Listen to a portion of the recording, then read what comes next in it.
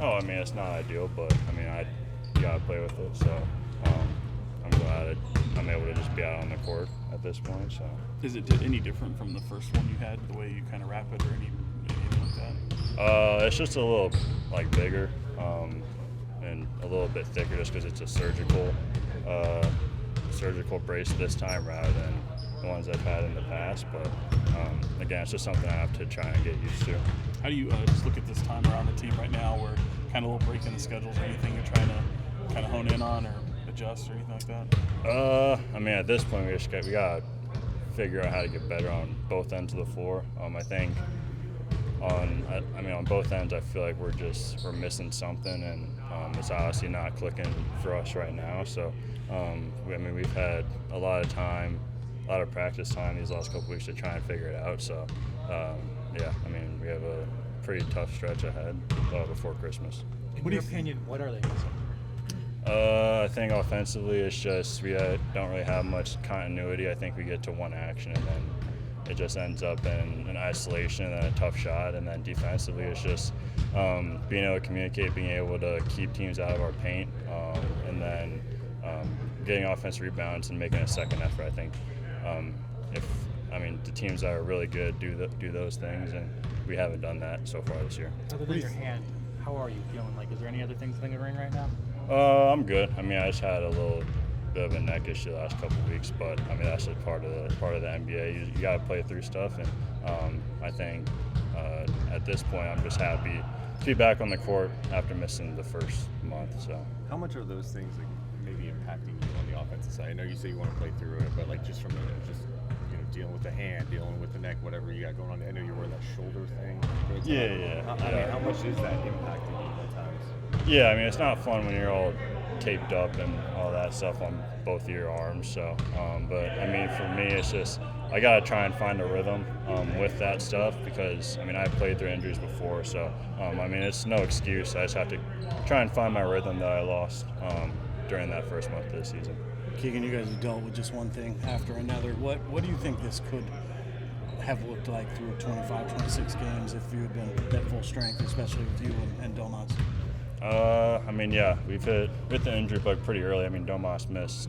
He had a hamstring issue, I think, early on too. So, I mean, it's obviously a lot different without Domas on the court for me, just because I've played with him for the first 3 years of my career, and we play off each other really well. So, it's obviously an adjustment for our team, and I think at the beginning of the year we missed kind of that continuity for sure.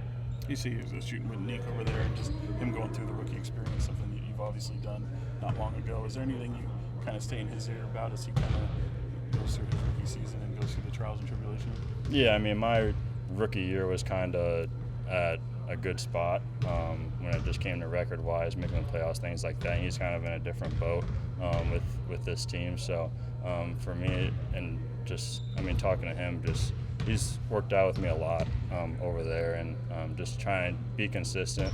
I think for him it's just continuing to work on his game, even if he doesn't get the minutes on the court, because the more he works on his game, the more he'll be ready when his number's called and he gets those big minute games. You see his confidence there?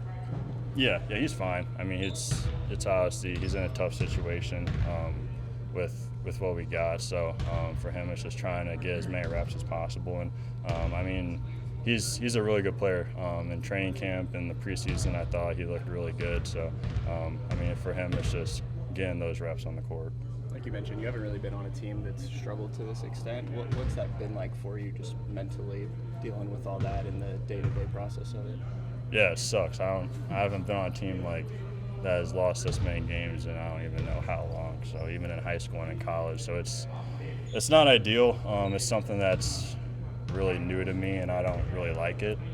So hopefully we can turn this around, and I think winning is the best feeling in the world, and losing, going home it's terrible. I honestly can't imagine how you guys feel too. So does it, Keegan? You've been a part of good groups, and again, just to reiterate that point, good seasons, good. The togetherness has been kind of a focal point, and Dennis just talked about it a little bit. Doug's talked about how it could be better. Like, does it take a toll, like, on that aspect of team building and being a cohesive, connected group?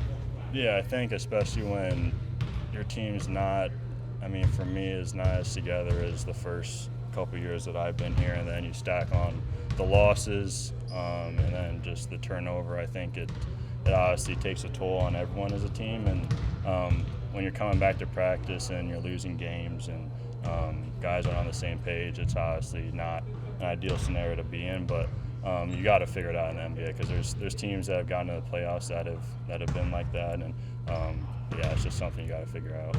What have your impressions been Guys. of what Precious brings to this group, and how much does he help you out when he's out there defensively?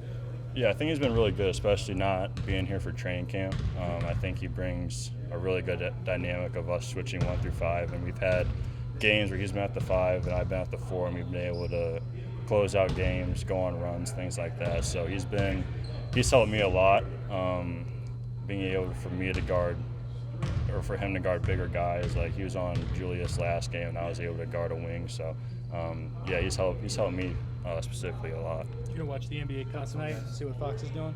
Yeah, I'll watch it. I mean, Fox is one of my good friends, so I'll for sure be tuned in. Thanks, Mike. How do you guys kind of endure that, I guess? I mean, go out there, do it as a team, doing it together. I mean, practice hard, with intensity, try to get better each day. Go out there and compete on the highest level. And I think when you do that and you outcompete your opponent, it gives you a chance to win, and that's what we have to get to. Now that you're back in action, I guess, reflecting back on that injury that you had, was it surprising that you were out as long as you were?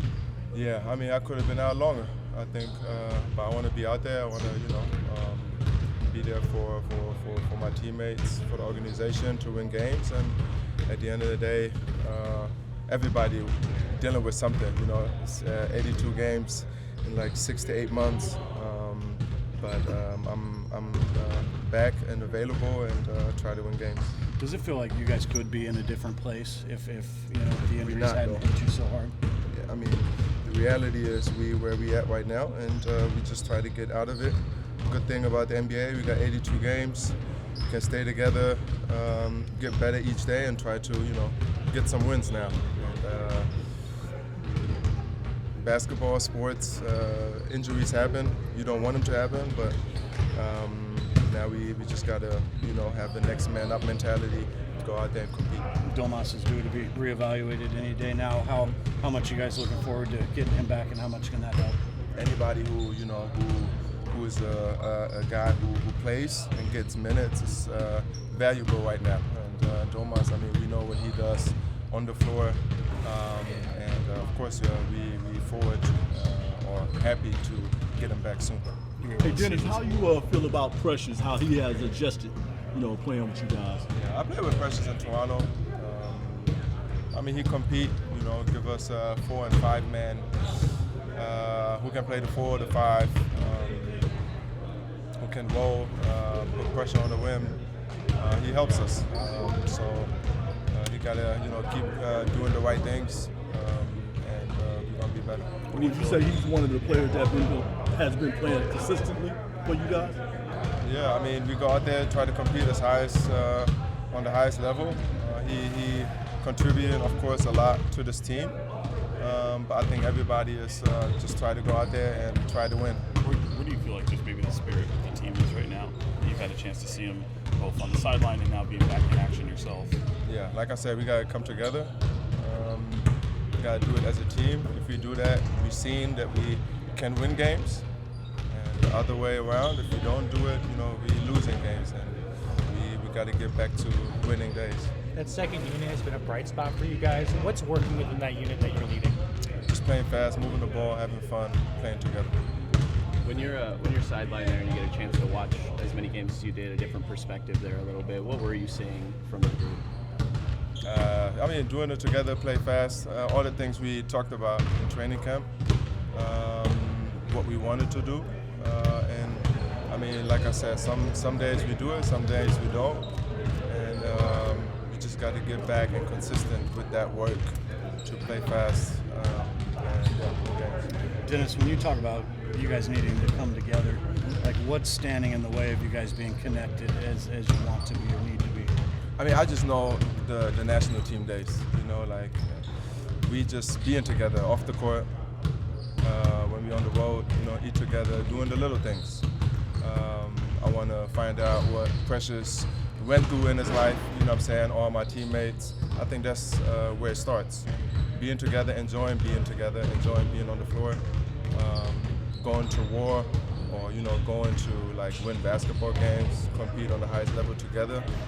And I think when you have that chemistry, you're willing to do anything for your teammates. With the national team, I know it's the national team, but we had that there, and it's really, really fun when you play that way, and you come in happy to go to work and compete on the highest level with your brothers. Thanks, everyone. Breaking the schedule here, season full of adjustments, and kind of given some of these injuries. Is there anything you're kind of hyper-focused on these few days? Obviously always defense, but more than anything, the ability to get in here and practice and bump. We want to make sure that we're playing with pace, want to protect the paint. Defensively, want to make sure that our shell stays intact. Everyone is communicating at a high level. All the little tiny things that you focus on in training camp, you're getting good at them. The season starts and things begin to slip. Not to mention, just injury upon injury upon injury. So you're trying to put your thumb in the dike and hold on. But for us, this is just another work day. Guys got in some good work today. Bumps, got competitive. Those are all the things that I'm really excited about. Doug, between having Keegan out to start and then Domas out as soon as he can, how much different do you think things might be right now if you hadn't dealt with one thing after another so far? Yeah, it's hard to think if. Ultimately that's where you want to be judged, is when you have all of your guys. But listen, this is professional sports, man. There are no excuses. We have to figure it out, and that's what we're going to do. While at the same time, we have to continue to improve, develop our young players, and make sure that we're making strides in areas that we want to make strides in. Fast break points have been up a little bit. That if you get stops, you get out and run. If we take bad shots, they're getting out and getting downhill, and so our offense creates our defense, and those are all the little things that practice helps us with. But we can't really look back and say what if. It's unfortunate. It is what it is, and we deal with it. Sounds like Domas is going to be reevaluated real soon. Yeah. How much are you looking forward to that? I'm looking forward to hearing positive news. But once it happens, we'll hear the news and deal with it as such. It's part of our business, the injuries and all those things. So we'll just wait to hear. Doug, offensively, on the half court, what are your staples there? Because I know defensively you want to get out and run and be able to, but when you're in the half court, what are you guys trying to accomplish offensively? We want to touch the paint, we want space, and we want to play with pace. You can play with pace in the full court, you can also play with pace in the half court. And sometimes it gets bogged down. There are glimpses of it when you see it. Normally when we call ATOs, when we run an ATO, the numbers are really good because we're organized, we get to our spots, we know what we're doing. When we're playing random, sometimes we don't get as movement based normally, and I've told you guys this from the very beginning, you don't want to run a play, you want to teach them how to play. So when the play breaks down, what do? We don't necessarily want to go isolation immediately. That's at the end of the shot clock when you got to make a shot. So that's the next action. You set another screen, you tap screen, you slip, you roll, you pop into space, the ball moves, I see a gap, all of a sudden I drive it, we touch the paint, collapse the defense, kick it out. So those are all the things that we want to do and that we work on. Whether we are at shoot around, whether we are at practice, we concept shoot and we work all those things. When they do them at a high level, it looks good. When they don't, and that goes with all teams. That's just not ours. But I take the responsibility for all that because we got to make sure that we're getting them to do all those little things that equal the big beautiful thing that we all want. Doug, with where you guys are at 6 of 20, how do you go about the minutes from here on out? I think last game tomorrow played 39. I'm sure that's high for what you want to play with. How do you go about making sure the vets are getting their time and then also at the same time getting these young guys minutes to develop? Yeah, obviously we can't play DeMar like that. Some of the games just get away and they dictate certain things. But more than anything, we have to make sure that we're developing our young players. We got to find out about guys and develop them. That's the biggest piece of the puzzle more than anything, and we will do that. I mean, that's the bottom line, because going forward we have to make sure that these guys are as ready and as developed as they possibly can be, so as we continue down this path, we continue to improve as individuals, collectively, and then ultimately as a team and as an organization. Coach Christie, how would you describe Precious' truest player this past few games? It seemed like he's been one of the most consistent players. Yeah, Precious, especially with his setting screens when he's at the 5, he rolls extremely hard, gets downhill, is finishing on the rim. When the ball is swung, I told him, shoot 1, shoot 2, but to go to the next action, because his greatest gift is the ability to roll so hard it draws in the defense, collapses everything, and guys can spray it out. Defensively, he can switch pretty much on anyone. Just want to make sure that you keep them in front of you, make them shoot above the break, contested 3. I mean, if they're making those shots, we shake their hand, and then we got to go rebound the basketball, which he does at a high level. So you're kind of comfortable with playing him at the 5 too when you need him. Yeah, I think even sometimes, like if he's out there with Max, which he will be the 5 and Max will be the 4, because Max on the dribble handoffs and the connecting stuff, a lot of times he does a really good job. Not that Precious doesn't, it's just that Precious with his roles and setting and just understanding, because a lot of times he chests the ball, so he sets a screen and he chests the ball, so the pocket is open immediately.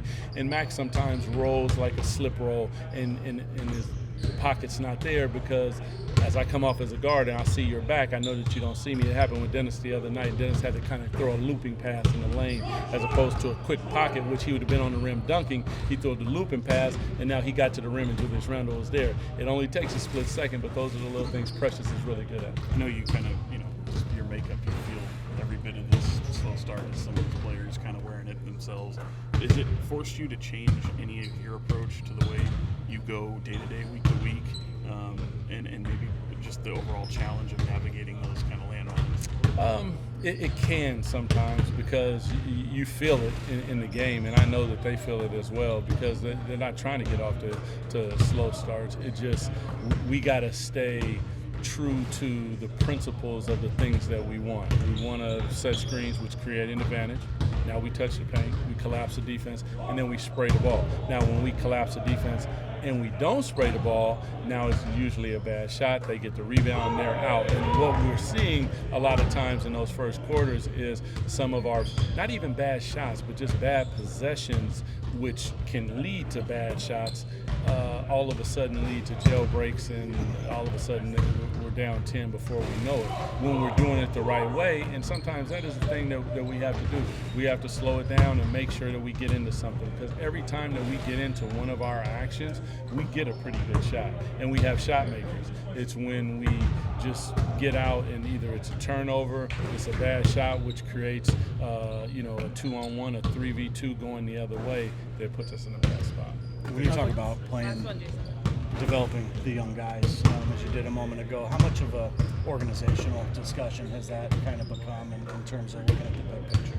I mean, I think it's always has to be at the forefront, because we're in a place that these young players are going to be the cornerstones of what we do going forward. So, it always has to be at the top of the list, Jason. Like, that is important for Keegan to develop, for Neek to develop, for Max to develop, for Dylan to develop. Like, these are very, very important things, and develop the right way and learn the right way. All the little things that we value with physicality, with rebounding, with defense, with sharing the basketball. Like, it doesn't happen all the time on the floor, but it has to be the staple of who they are. And they're really good kids. They want to do everything the right way, and we just have to pour into them, and we do. Thanks, everyone.